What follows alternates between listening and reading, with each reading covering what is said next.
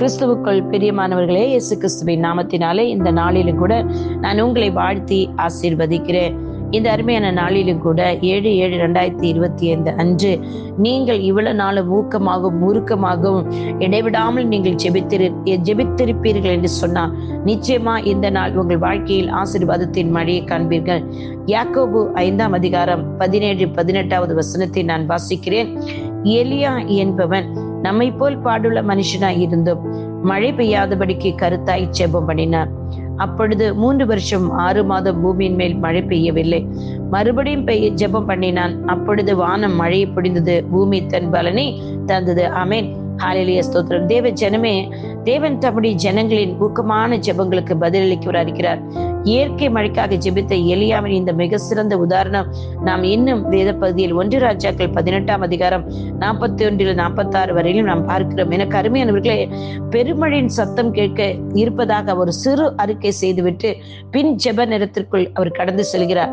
அவர் ஜெபத்தில் எவ்வளவு நேரம் செலவிட்டார் என்பதற்கான எந்த குறிப்பும் நம்மிடம் இல்லை. ஆனால் அவர் ஜெபத்திற்கு பதில் கிடைப்பதற்காக அறிகுறிகளை 6 முறை எதிர்பார்த்தார். எதுவும் நடக்கவில்லை. ஆனாலும் அவர் தனது ஜெபத்தை கைவிடாமல் அவர் என்ன செய்தார்? அவர் 7வது முறையும் சென்று பார்த்தார். அவர் 7வது முறையும் அவர் கையிலோ மிகத்தை அதை பார்க்க வேண்டும் என்று சாஷ்டாங்கமாக கீழே விழுந்து தன் நெற்றி தன் முட்டங்கால் படிகிற அளவுக்கு முழங்கால் படிட்டு தரையில் முழங்கால் படிட்டு தன்னை தாழ்த்துகிறார்.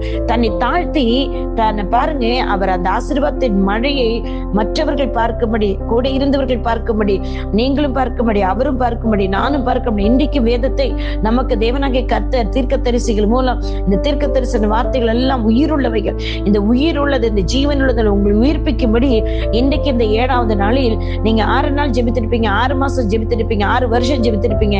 இந்த நாள், இந்த 7வது நாள் அந்த ஆசீர்வாதத்தின் மழையை நீங்கள் இங்கே அவர் என்ன செய்கிறார்?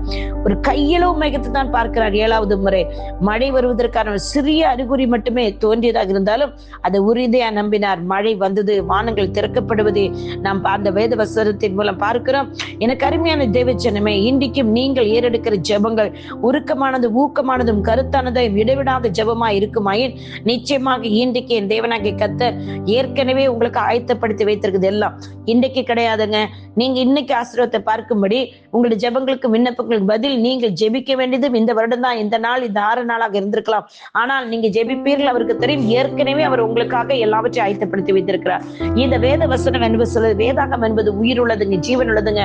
அது கை இருக்குது, வாய் இருக்குது, கால் இருக்குது, எல்லாம் இருக்குதுங்க.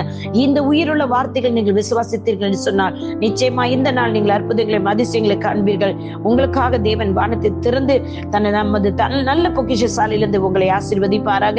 பின்மாறி மழைகளை உங்கள் மயிர்நிலைகளை அவர் பழைய செய்து எல்லா நீர்க்காலங்களையும் அவர் வழிந்து ஓட செய்து கர்த்தருக்கு லேசான காரியமானவரால் உங்களை அவர் ஆசீர்வதித்து உங்கள் கண்களை அதிசயங்களை காண செய்வார். God bless you all. உங்களுடைய சகோதரி வாஞ்சிஷீலா ரொசாரியோ.